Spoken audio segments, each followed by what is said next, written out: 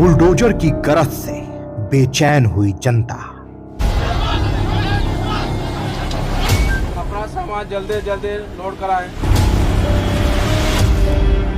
कानून के राज में आशियाने का दर्द।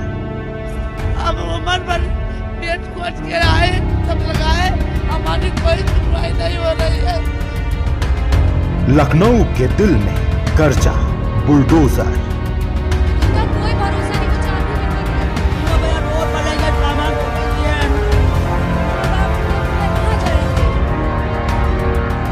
बाबा बुलडोजर से मुख्तार वाह।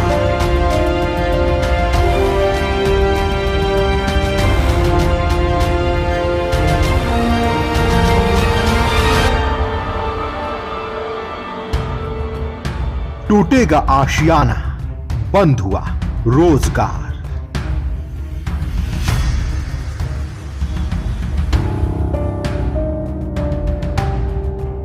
उत्तर प्रदेश की राजधानी लखनऊ से अवैध निर्माण के ध्वस्तीकरण की खबरें आ रही हैं। सालों से जीवन यापन कर रहे लोगों को हटाया जा रहा है, उन्हें नया घर भी दिया जा रहा है।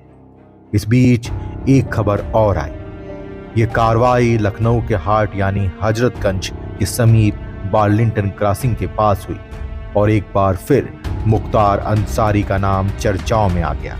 बताया जा रहा है कि मुख्तार अंसारी के करीबी बिल्डर सिराज अहमद के न्यू एफआई हॉस्पिटल को सील किया गया। इसके साथ ही अस्पताल से सटे सिराज अहमद के एफआई टावर पर भी जल्द कार्रवाई किए जाने की बात कही जा रही है। 9 मंजिल वाले इस टावर पर अवैध रूप से बने 2 फ्लोर को गिराया जाएगा। एफआई टावर में 2 फ्लोर 7वां और 8वां, इस पर 24 फ्लैट हैं और 9वें पर 3 पेंट हाउस को अवैध घोषित कर एलडीए ने नोटिस दे दिया है। इसके बेसमेंट में पार्किंग के लिए जगह बनाई गई थी, लेकिन उसमें दुकान और दफ्तर आदि बना दिए गए थे। एलडीए ने पार्किंग स्पेस में बने इस निर्माण को ध्वस्त कर दिया। दरअसल मुख्तार के करीबी बिल्डर शोएब इकबाल, मोनिस इकबाल, सिराज अहमद और माइकल के खिलाफ कैसरबाग में मामला दर्ज किया जा चुका है।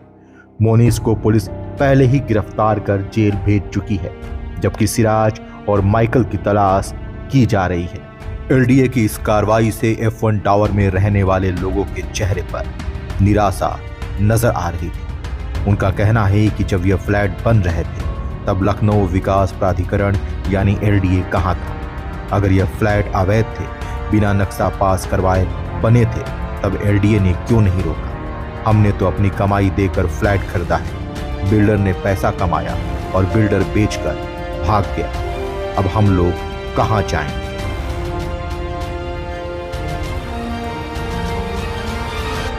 राजधानी लखनऊ के अकबरपुर में कुकरेल रिवर फ्रंट के दायरे में आने वाली अवैध बस्ती और बाजार पर प्रशासन ने बुलडोजर चलवा दिया। साथ ही प्रदर्शन कर रहे लोगों पर लाठीचार्ज भी किया गया। प्रशासन की टीम ने सबसे पहले अकबरपुर के उन कारोबारी और परिवारों को निशाना बनाया जिनकी अपील मंडलायुक्त रोशन जैकब ने सुनवाई के दौरान खारिज कर दिया था। बता दें कि ऐसे कारोबारी और परिवार को 5 दिन के अंदर दुकान और मकान खाली करने का आदेश दिया गया था। जिन्हें मकान और दुकान खाली करने का आदेश दिया गया था, इनमें 27 कारोबारी और 50 परिवार शामिल हैं। प्रशासन के दस्तों ने गुरुवार को सुबह 8 बजे से उन मकानों और दुकानों को तोड़ना शुरू कर दिया जिन पर नोटिस चस्पा की गई थी।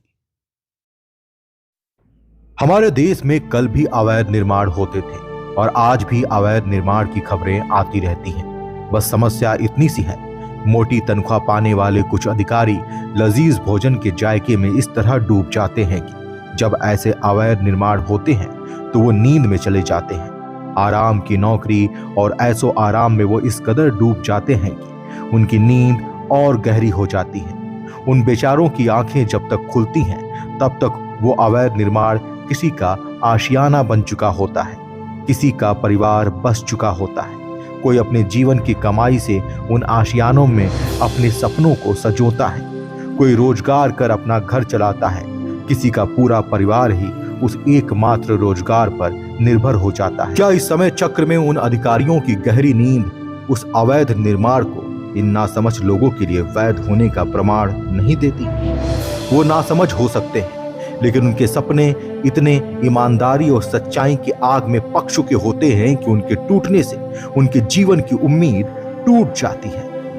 उत्तर प्रदेश में क्राइम को खत्म करने के लिए सरकार प्रतिबद्ध है और लगातार कार्य भी किए जा रहे हैं, लेकिन लोग पूछ रहे हैं कि ऐसे केस में क्या दोषी संबंधित विभाग नहीं है, जिसकी गहरी नींद की वजह से न केवल क्राइम का जन्म हुआ बल्कि कईयों के आशियाने संग सपने भी उजड़ गए। जिस घर में जन्म लिया, जिस घर में शहनाइयां बजी, जिस घर को पाई पाई से सजोया, क्या उस घर को छोड़कर जाना आसान होता है? अब इसमें चूक बिल्डर की है या विभाग की या फिर दोनों की, ये चर्चा का विषय है।